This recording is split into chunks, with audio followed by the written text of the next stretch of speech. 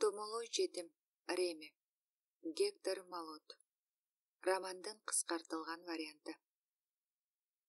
Менин үйүм. Мен көчөдөн табылган баламын. Бирок 8ге чыккыча бул тууралуу билген эмесмин. Себеби ошол кезге чейин менин да баардык балдардай эле апам бар болчу. Жана аны өз энем деп ойлоп жүргөм.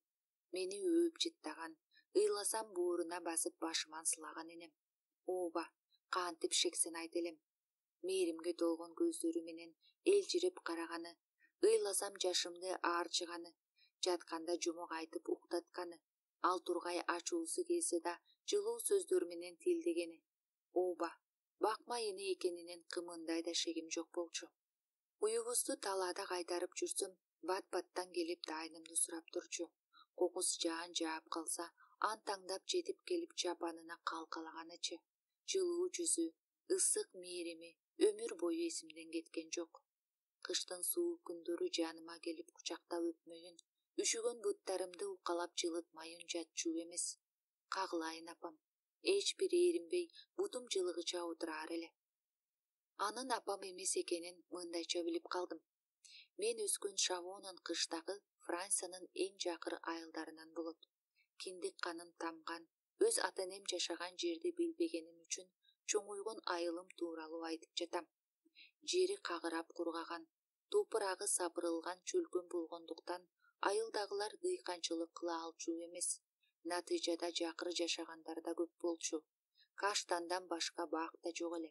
Тек гана тоо этектериндеги арыктардын боюнда анча-мынча бадалдар кездешип, коюу чөп өсүп калчу. Менин бала чагым ошол каштан бактары жээкте өскөн Луара суусунун боюнда айылдан обочу жайгашкан чакан үйдө өттү. Апам, тагыраагы бакма энем жесир аял эмес болчу. Бирок мен 8ге чыкканча бул үйдөн бир да эркектин караанын көргөнүм жок. Себеби таш жуунуп иштеген күйөөсү айылдагы башка эркектердей эле Парижге жумуш издеп кеткен. Ошол жакта иштеп жүрүптүр. Негедир ошол убакка чейин үйгө бир да жолу келген эмес. Кез-кезде гана атын угуп калчумун. Айрым учурда өзү сыяктуу Парижде эмгектенип жүргөн айылдаштардан кабарын билдирип, бар берин апама бир аз акча салып жиберчү. Бар берин эже, күйөөңүз акча берип жиберди. Ден соолугу жакшы, жакшы жумушта иштеп жүрөт. Сизге салам айттырды, дешчү алар. Апам мындай кабарды укканда бир терең дем алып отуруп калаар эле. Апам үчүн анын ден соолугу чың болуп, иштери жүрүшүп турганы эле чоң олжо болчу. Баш аман болсо калганы табылат деп кое турган. Менин да 6 саным аман болуп, оорубай жүргөнүмдү көрүп, өзүн бактылуу сезип жашачу. Ноябрдын суук күндөрүнүн биринде кеч күйгүмдө бир бейтааныш киши үйүбүздүн короосуна кирип, менден бар бириндин үйү кайсы деп сурады. Ушул үй десем, уруксат сурабай эле түп-түз үйдү көздөй жөнөдү. Баткак чачыраган кийимдерин, жүдөгөн ырайын көрүп алыстан келаткан киши экен деп ойлоп койдум. Аңгыча биздин үнүбүздү угуп, апам да чыга келди. Парижден кабар алып келдим, деди чоочун киши кооруldанган үнү менен. Мындай сөздү даалай эле укканбыз, бирок бул үн мурдагы үндөргө окшобой турду. Кыязы жаман кабар алып келген окшойт. Анын сустайыңкы түрүн көрүп, апам чочуп кетти. Эмне болуп кетти деги? Жеромеге бир нерсе болдубу? Тилекке каршы ошондой болду. Бирок коркотурчу деле эч нерсе жок. Өзүңүздү кармаңыз. Күйөөңүз кырсыктап, азыр кичине жакшы болуп калды. Болгону буту айыкпачуудай, чолук болуп калат окшойт. Азыр ооруканада жатат. Мен да ошол жакта дарыланып, аны менен бир бөлмөдө жаттым. Ооруканадан чыгып жатсам, сизге кабар айтып коюумду өтүнгөн. Апам окуянын чоо жайын жакшылап билиш үчүн жолоочуну кетиргиси келбей, шорпо ичип кет деп үйгө чакырды. Ал киши тартынып кетенчиктегени менен апам түндө жол жүрүү кооптуу экенин, түнкүсүн карышкырлардын уулуган угулуп тураарын айтып атып, акыры үйгө киргизди. Дароо дасторкон жайып, шорпосун ысытты. Чоочун киши чатырап, күйгөн оттун жанына жайланышып, улам шорподон уурдап татканча болуп өткөн окуяны кобурап берди.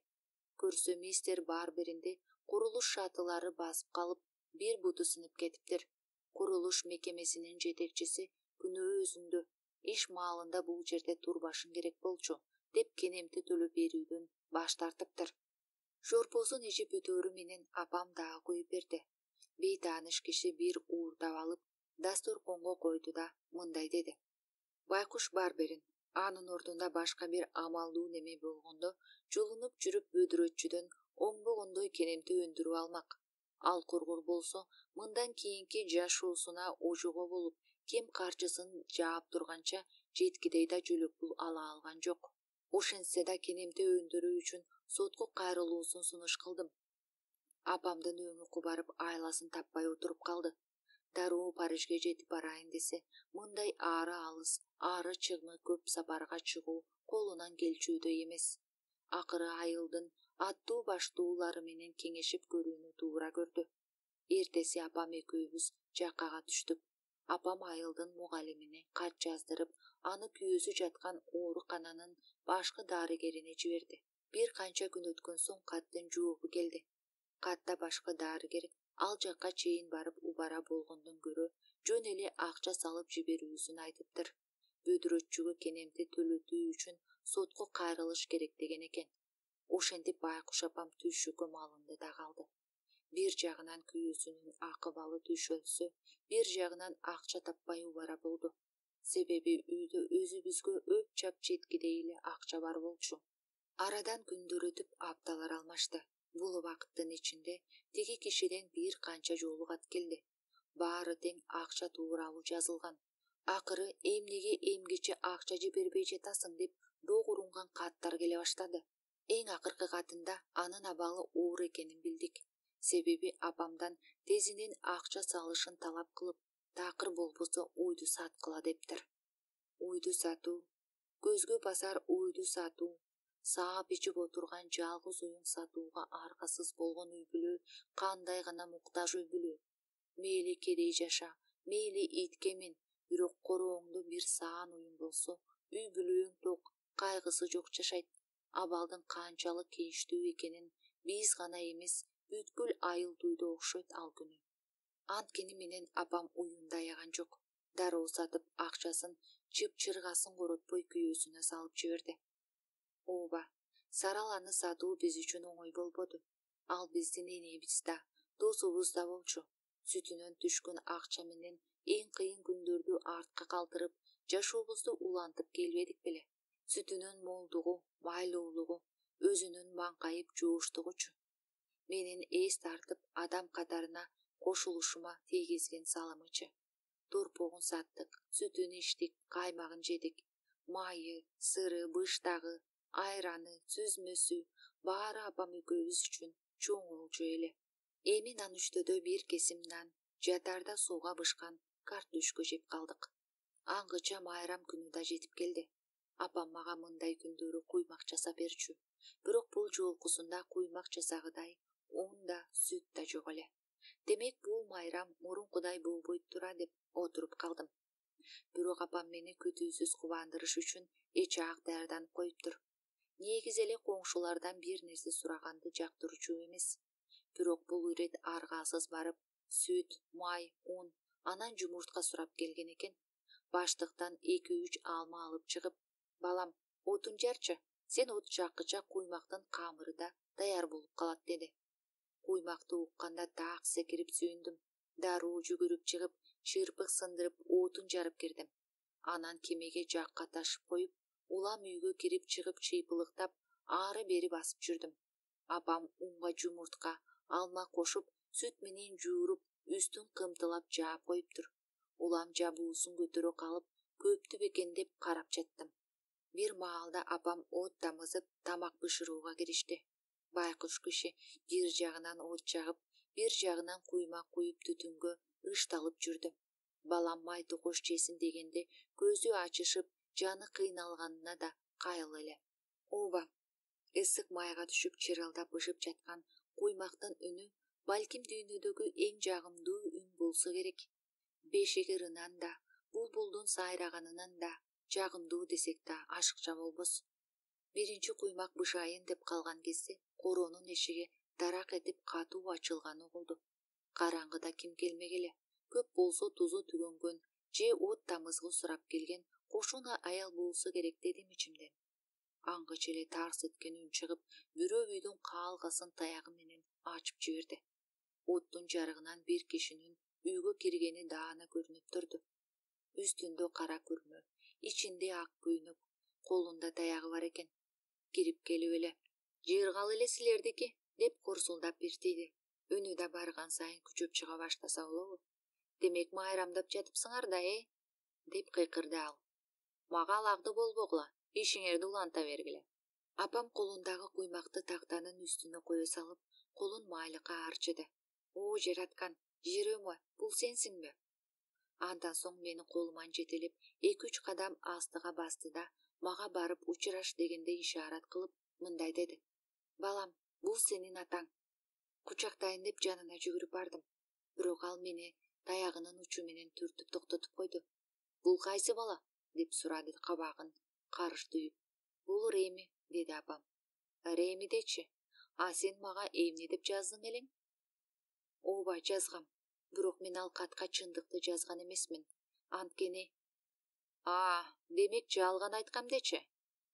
Таягын көтөргөн бойдон мени көздөй аксаңдап жөнөдү. Мен болсо аргасыздан артка кетейинчиктеп бараттым. Тиги мен ага эмне кылдым? Кайсы күнөөм үчүн урган атат? Эмне күнөө кылганымды билбей башым маң болду.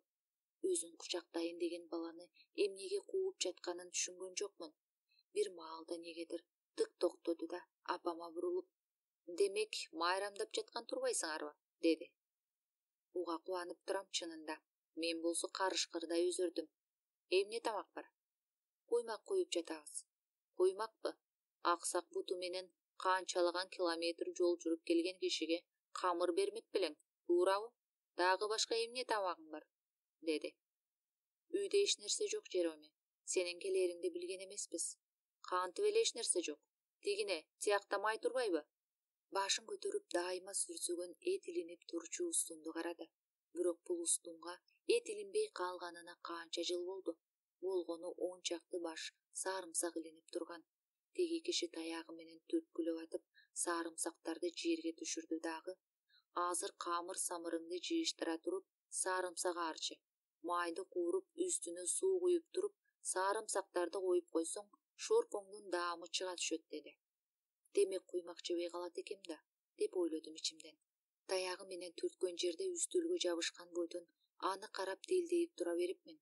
Бул жол менен жашы элүүгө таяп калган ырайымсыз кырс киши эле. Таш жонуп жүрүп, өзү да таш болуп калгандай сезилди. Бутунан эле жаракат алды деп ойлодук эле. Көрсө далысы же акыреги да сынган окшойт. Бир ийни куушурулуп, башы дайыма оң жакка кыйшайып турат экен. Бул түрү ансыз да катаал кейпин ого бетер бузуп, бул кишиден таптакыр ырайым күтпө дегенди айтып тургандай сезилди. Ичимен менин атам чын эле ушул кишиби деп сурап жаттым. Апам кайрадан колумтого от жагып тамак жасап кирди. Тиги киши апамдын кыймыл аракетинин көзүн албай, кайсы жерине аралаша калсам дегендей маталып карап отурду. Апам казанын асып, ичине бир кашык май томуруп салды. Мына эми аралашчу убакыт келди. Тигил ордунан тура калып: «Мага ушунча эле май менен тамак жасаган атасыңбы?» деди да табактагы майдын баарын казанга көмкөрүп жиберди. Ушул жууругунан кийин аны карап турганга дитим барган жок. Жертиктеп отуруп калдым. Бир маалда тиги кишинин үнүнөн чочуп кеттим. «Эй бала, оозуңду ачып отура бербей, табактарды алып келбейсиңби?» деп кыйкырды мага. Дароо чуркап барып табактарды алып келип, жанына кашыктарды кошо тиздим. Апам казанды чыгарып, табактарыбызга шорпо куюп берди. Тиги киши шорпосун шоркурата ичкенде тим эле үйдүн ичи жаңырап атты. Мага анын бул жууругу кудум өмүрүндө тамак көрбөгөн неме менен отургандай сезилди. Эртеден бери күтүп жаткан куймагымды жей албай калганым аз келгенсип, бир айлык майыбызды бир тамакка кошуп салган үчүн табитим качып, шорпо иче албай отуруп калдым. Бирок тиги кашайгандан муну да байкай калды да, мени көздөй кашыгын кезеп туруп: «Бул такай эле ушундай аз ичеби? Же мен келгенде эле сыпайы боло калдыбы?» деп сурады. «Жок, негизи табити жакшы. Бүгүн негедир?» деп мукактана жооп кайтарды апам. «Табити жок болсо эч нерсе эмес. Ал тургай эң сонун. Тур балакай. Табитиң жок болсо сөз тыңшыбай төшөгүңө барып жат. Азыр жиним кармаачы болсо, тимеле ээси күүнүңүн кеткиз кылып коем. Жалт этип апамды карадым эле, ал дагы унчукпай айтканын кыл дегендей башын эйкеп ишарат кылды. Ордуман туруп төшөгүмө барып жаттым да көзүмдү бекем жумдум. Бирок такыр уктай алганым жок. Жообу жок ондогон суроолор мени түйшөлтүп жатты. Бул киши чын эле менин атамбы? Эгер атам болсо, анда эмнеге мага жаман мамиле кылат? Эмнеге ушунча жыл жоголуп жүрүп, эми келди да мени кучактап эркелеткендин ордуна жекирип отурат? Канчалык уктайын дегеним менен уйкум качып ооналактап жата бердим. Бир маалда тиги кишинин так кулак түбүмө келип, «Эй бала, уктап жатасыңбы?» деп күркүрөнгөнүн уктум. Жооп берейин дедим. Бирок уктабай жатканым үчүн дагы тил уганбы деп үндөбөдүм. Тиги дагы бир ирет күрүлдөп алып, анан уктап калыптыр деп тыянак чыгарды. Ары жакта отурган апам дагы, «Ал уктады, ишенип кой. Күнүгө ушул маалда уктачу», деп кошумчалады. Ушундан кийин экөө маңдай тескей отуруп алып сүйлөшүп келишти окшойт. Алгач апамдын үнү чыкты. «Бөөдүрөтчү менен соттоштуңбу? Ал ишиң эмне болду?» «Утулдум. Сот ошол маалда менин курулуш шатысында болбошум керектигин айтып, бөөдүрөтчү эч кандай акча төлөп бербейт деп өкүм чыгарды. Андыктан бир тыйын да албайт экенмин. Эми эмне кылабыз?» «Эми аны менден сурайсыңбы? Мен кайдан билем аны? Мына бир тыйын таппай кайра келдим. Таппаганым аз келгенсип, аксап калдым мынтип. Өмүр бою ушинтип чулук болуп каламбы? Анан калса ушунун баары жетпей аткансып, кайдагы бир баланы да багып алыпсың. Кашайгырдыкы». Сүйлөп атып үстөлдү күрсүлдөтө койгулап, улам сөгүнүп да турду. «Айтчы, эмнеге мен айткандай кылбадың? Эмнеге аны балдар үйүнө таштап келген жоксуң? Айтчы, эмнеге?» Апамдын ичкирип ыйлаган үнү угула баштады. Себеби колум барган жок. Колунан жете эле барып таштап сал да, артыңды карабай келе бер. Анын эмнеси оор? Ак сүтүң менен багып чоңойткон уулуңду таштап кетиш оңой бекен. Мен аны жакшы көрөм. Өз баламдай көрөм. Өз балам деп коет дагы. Ал сенин балаң эмес. Ал асыранды бала. Сен айткандай кылайын дегем, бирок так ошол маалда ал ооруп калды. Аны ооруган бойдон таштап кеткенге этим барган жок. Ошентип отуруп мына 8ге чыкты. Бир чети мени жалгызсыратпай, караан болуп бергенине сүйүнүп жүрдүм. Ал менин балам болуп калды. Буга чейин кандай жашасак, мындан кийин дагы ошондой жашай беребиз. Демек 8ге чыкты дечи. Ошол эс тарта эле кезинде эле жоготсоң болмок. Эми сага да, ага да кыйын болот. Кыскасы коштошчу убак келди. Башка айлабыз жок. Жок Жереме, мындай кылганга акым жок. Койчу кайдагын айтпай. Мен эмне кылам аны? Өзүбүз араң жашап атканда дагы бир курсакты кантип койгузмак элек? Жок, деди апам үнүн өктөм чыгарып. Эч кимге бербейсиң. Эч жака да алып барбайсың. Барыш сени аябай өзгөртүптүр. Жереме, мурда мынчалык таш боор эмес элең. Бул баланы дагы канча жыл багам? Аны кууп жиберем керек болсо. Ким кой дей алат мени? Ооба, Барыш мени өзгөрттү. Чулукка айлантты. Кантип күн көрүп, кантип жан багабыз. Чөнтөгүбүздө соокур тыйын жок. Уйду да сатып жибердик. Өзүбүздүн кардыбызды тойгуза албай атып, бирөөнүн баласын багалыбы? Кайдагы бирөөнүн баласы? Ал биздин эле бала болуп калбадыбы? Жок. Ал сенин да, менин да балам эмес. Ал тургай, ал ушул айылдык дагы эмес. Жана тамак ичип отурганда байкасам, колу буту эчке неме экен. Мындай балдар айылдын кара жумуштарына да жарабайт. Кийин бизди бакмай тургай, өзүнүн кара жанын да бага албай дөңдөнөт. Жероме, бул тегеректе андай татынакай бала жок. Кенедей баладан эмне күтүп атасың деги? Баралына келгенде ал деле бизди бакканга жарайт. Сулуулугун чайга чылап ичебизби? Же анысы акча таап келеби? Мага күчү керек, колдору, билектери, ийиндери. Бирок мунун да Кудай кесир кылбасын, эч нерсе жок. Мен эртеңкини эмес, бүгүнкү күндү ойлогон кишимин. Азыркы тапта экөөбүзгө пайдасы тийчү киши барбы? Мен иштей аламбы? Жок. Анда анын сулуулугун эмне кылам? Сен жаңы эле келдиң. Аны али тааный элексиң. Ал абдан тартиптүү, зендүү бала. Акылдуу да болуп өсүп келатат. Айрыкча мээримдүүлүгү кишини кубантат. Сенин оюңа койсо, аны жүк ташыгыч кылып иштетип акча тапкан бар. Анын үстүнө бир күнү өзүнүн ата энеси издеп келип калса эмне дейбиз? О, кокуй, бул баланын ата энеси болсо эмдигиче издеп келбейт беле? Кана, кооз бешиктин ичинде кымбат баалуу кездемелер менен оролуп жатса, байдын баласы го деп ойлопмун. Бир күнү ата энеси издеп келсе, сүйүнчүсүнө деп, баккан акысы деп оңбогондой акча алат элек. Бирок келбей коюшмадыбы? Балким аларың эче-ак өтүп кеткендир. Эй, мейличи. Айтур бул маселе бүттү.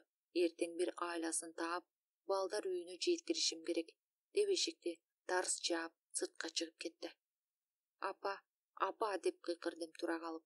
Апам чуркап келип жашымды арчып, кучагына бекем кысты. Жан дүйнөм меңшерилип, өпкө боорум куйкаланып турду. Демек бар берин апа өз энем эмес экен да. Тиги киши да менин атам эмес турбайбы? Балам, сен уктаган эмес белең? Жиро менин айткандарымды угуп калдыңбы? Уктум, баарын уктум. Мени эми балдар үйүнө бересиңерби?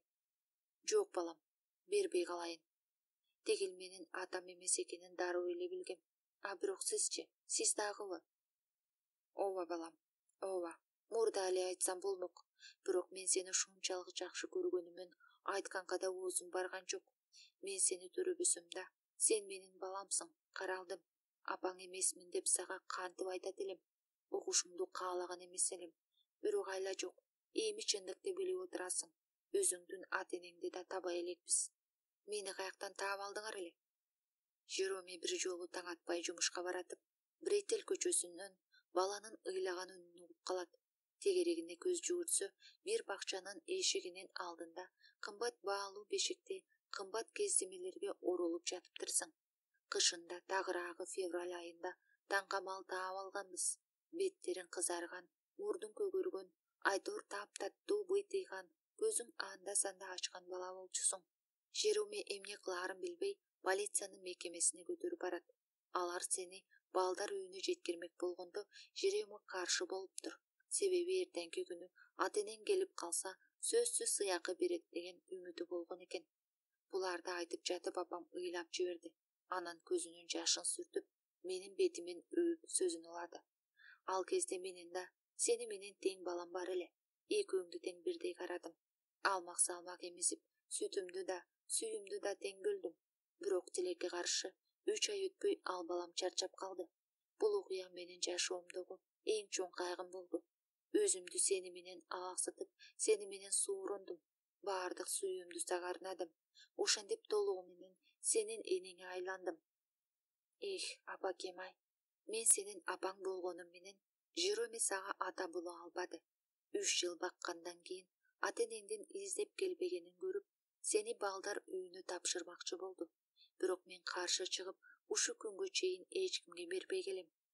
Мени кимдир таштап кеткенин эч ким көрбөптүрбү? Жероме бакчанын алдынан сени таап алганда айласын таппай калыптыр дебедимби?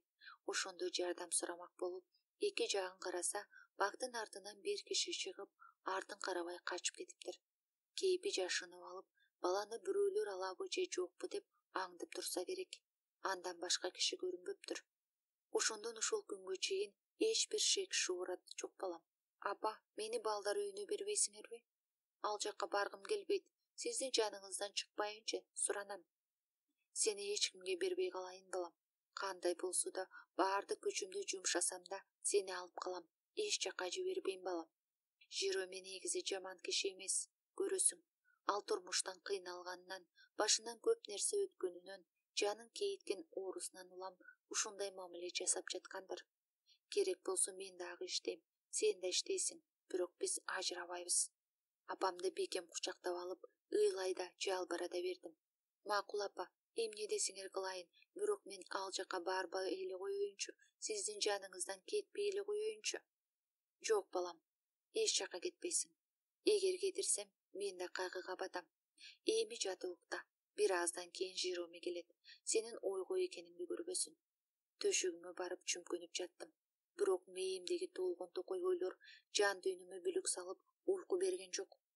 Бул менин апам эмеспи деген суроо кайра-кайра оюма келе берди. Андай болсо чыныгы апа кандай болот? Ал бул апамдан дагы жакшы болобу? Андан да өткөн боорукерби? Жылуу мамилеси, Таттуу сөздөрү аныкынан да жакшыбы? Жок, андай эмес. Болушу мүмкүн эмес. Ошентсе да чыныгы ата, жыроо менен жумшак жана мээримдүү болоорун сезип турдум. Баса, балдар үйү деген кандай болот? Шаардабы же айылдабы? Апам күйөөсүн мени ал жака жибербейли деп көндүрө алабы? Азыр тиги киши келсе, мени кайра тургузуп алып урушабы? Ушул ойлордун кучагында кыйналып жата бердим. Бактыга жараша Барберин мырза кеч келди окшойт. Түн бир окумга чейин ойлонуп жатып, уктап кетиптирмин. Сеньор Виталистин тайпасы. Эртеси күнү таң эрте чоочуп ойгондум. Коркунуч мени ошол замат бийлеп алды. Көзүмдү ачаарым менен үйдөмүнбү же балдар үйүнө алып барып салыштыбы деп эки жагымда карандым. Үйдө өз төшөгүмдө жатканымды көрүп, жаным жаяла түштү. Түшкө чейин Барберин мырза эмне деп жиберет деп көзүн карап, жүрөк заада болуп жүрдүм. Балдар үйү тууралуу ооз ачкан жок. Негедир кечиндеги пикиринен баш тарткан окшобойбу? Демек апам күйөөсүн көндүргөн экен. Үйдө калмай болдум окшойт деп ойлой баштадым. Ошентип кичине санаам тынып, бейкапар жүргөн кезде Барберин мырза жаныма келип, шапкеңди кийип артыма ээрчи деп калды. Ары коркуп, ары таңданганча чуркап барып шапкемди кийип келдим. Жүрөгүм дүкүлдөп, апамды кылчак карадым. Ооба, апам бир нерсе дейби, мени арачалап калабы деген үмүтүм тууду эле. Бирок ал тек гана бара бер дегенсип башын ийкеп койду. Демек күйөөсүнүн бул жоругунда эч кандай деле корко турган жагдай жок экенине ынандым. Башымда шапке, жонумда тиземе чейин жеткен пальто. Тепеңдей басып Барберин мырзаны ээрчип келаттым. Ал дагы аксаңдай басып араң баратат. Кээде келатасыңбы дегенсип артын карап коет. Айылдын чоң көчөсүн аралап баратып, бир чайкананын астына жеткенибизде, калгысында турган бир киши мистер Барберинди чакырып калды. Натыйжада Барберин мени кулагымдан тарткан бойдон чайканага кирди. Балдар үйүнө эмес, чайканага киргениме чынында кубана түштүм. Ошентип ичке кирип, мештин жанынан орун алып, эки жакка көз жүгүртө баштадым. Бул учурда Барберин жанагы өзүн чакырган чайкананын ээси менен сүйлөшүп турган. Аңкыча маңдайымда отурган, кою сакалын ак аралаган, кең далылуу кишиге көзүм түштү. Үстүндө да элден башкача бир кызыктай кийимдерди кийип алыптыр. Бут жагында, стөлдүн астында тилин салаңдатып, бир кара, бир боз жана бир ак ит жатат. Иттеринин бирөөсүнө полициянын шапкесин кийгизип койгон. Чачын ийине жеткире өстүрүп алыптыр. Башында кызыл жашыл жиптери бар боз федора, жонунда тыбыттан токулган өпкү кап. Чалкалап алып, бир колу менен жаагын таянып отурат. Катуу ойлонуп жатса керек. Катыган немедей былк этип койбой мустоет. Көзүм абышкада болгону менен мистер Барбериндин чайкананын кожоюнуна мен тууралуу бир нерселерди айтып жатканын да кулактын сыртында калтырганым жок. Барбериндин айтуусу боюнча ал мени мээрге алып барып, жетимди багып жатканы үчүн жөлөк пул талап кылат имиш. Муну угуп, апамдын бейкапар узатканы туура эле экен деп чечим чыгардым. Барберин менин артым менен акча таап баштаса, ал үйдө кенен кесир жашай бермекмин. Бир маалда эле тиги абышка берки экөөнүн сөзүн бөлүп, бекер эле багып жүргүң келбей жаткан бала ушулбу? Деди мени көрсөтүп. Ооба, ушул. Аны камсыздаш үчүн сага акча төлөп беришет деп ойлоп жатасыңбы? Албетте, жакындары жок немени канча жылдан бери багып жүргөнүм үчүн акча беришсе калыстык болбойт беле? Мен сага айтып коеюн, бир тыйын да төлөбөйт. Андай болсо мен муну жетимдер үйүнө өткөрүп салам. Эч ким мени бактып мажбурлай албайт. Мага демектен көчөдө калсын. Мындан кутулуунун бир жолу бар, деди абышка. Ал тургай кирешеде тапсаң болот. Киреше деген сөздү укканда Барбериндин көздөрү жайнай түштү. Аны кантип ишке ашыруу керектигин айтып берсеңиз, мен сизге ушул жерден каалаган тамагыңызды сатып берүүгө даярмын, деди Барберин. Абышка ордунан туруп келип, Барбериндин маңдайына отурду. Эми эмне болот? Мени чын эле сатканы калдыбы? Деп убайымга бата баштадым. Эгер чындап эле баладан кутулууңуз келип атса, анда бул баланы мага бериңиз. Чын айтам, оңой кутуласыз. Кептин төркүнөн аңдаган Барбериндин оозунан мен күтпөгөн сөздөр чыга баштады. Ой, сизге жөн эле бере салгыдай көчөдө жаткан бала беле? ушул сөздү кантип уя албай айттыңыз? Мындай жакшынакай, сүйкүмдүү баланы алдыман чыккан кишиге кармата салгыдай келиso белем. Анын үстүндө мен сизди деги эле тааныбайм, деди да мени жанына чакырды. Реми, бери басчы. Жакшылап карасаңыз, ден соолугу чың, таза, тыкан, эң негизгиси татынакай. Мен колу бутум титиреген бойдон алардын жанына бардым. Коркпо уулум, коркпо, деди абышка. Андан соң Барберинге кайрылды. Мен муну татынакай эмес деген жерим жок. Айтмакчы, бул бала кара жумушка да тың, каарылуу. Каарылуудай көрүнбөйт го. Болгондой да чоң жигиттердей жумуш кылат. Өзүңүз караңызчы. Буттары да түптүз, деди Барберин менин баа келигимди өйдөктүрүп. Аябай арык экен. Колдорун көрчү, кандай экен?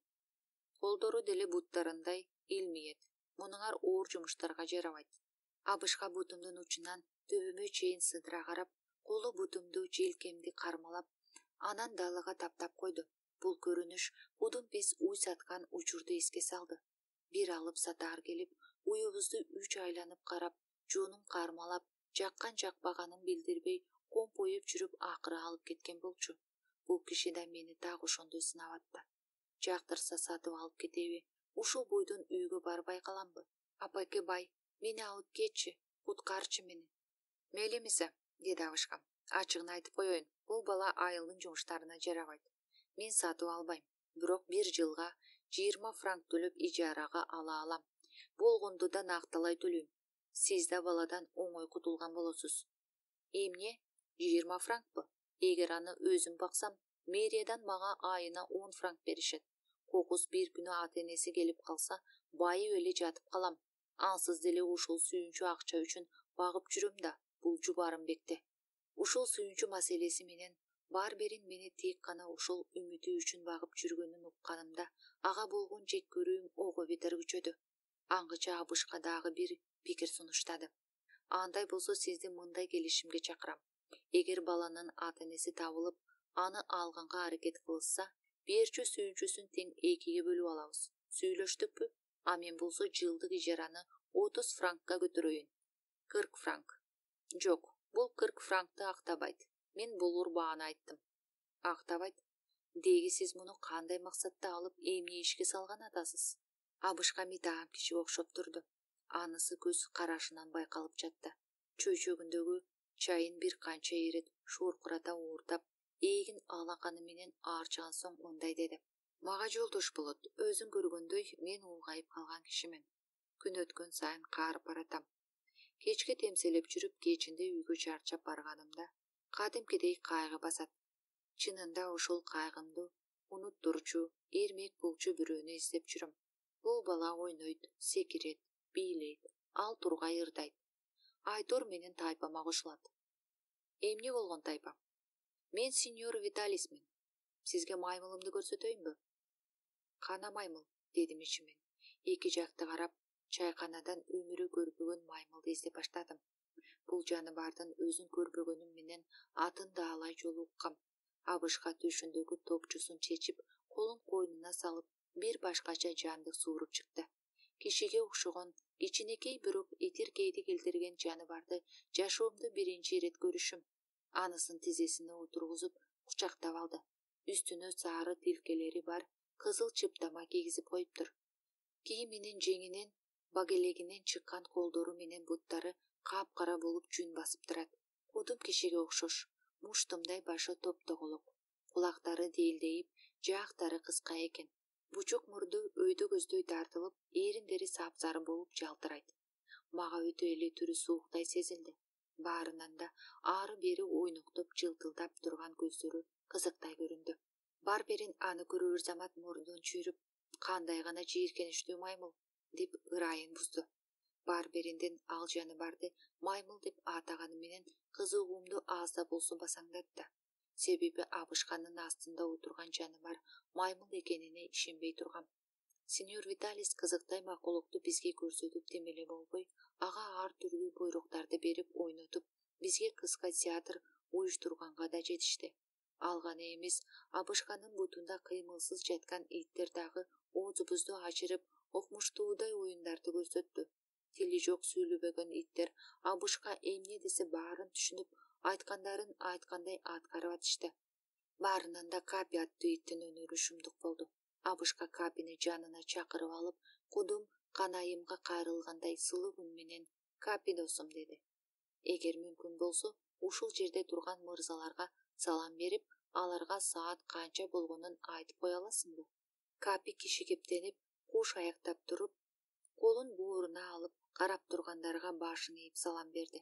Андан соң Абышканын жанына басып келип, чөнтөгүнөн саатын алып чыгып карап, адегенде 2 жолу катуу жүрүп, андан соң жай гана 3 ирет бурсулдап койду. Саатты карасак, чын эле 2ден 15 мүнөт өтүптүр. Баарыбыз аргасыз каткырып, кол чаап жибердик. Ооба, мындай өнөр баарыбыздын купулубузга толду. "Мен", деди Бабышка, "балдарым менен ушинтип дүйнөнү кыдырып, алдыбыздан чыккан кишилердин көңүлүн көтөрөбүз. Өзүңөр көргөндөй, балдарым абдан акылдуу, бирок алардын акылдуу экенин көрсөтүү үчүн жанына бир келесуу кошушум керек. Ошондо булардын акылдуулугу айкын болмокчу. Мен сенин балаңды ошол үчүн гана алгым келип турат." "Ошондо бул баланы айбан кылыш үчүн алганы турасың да, деди Барберин. "Башы иштесе эмнеге айбан болот эле.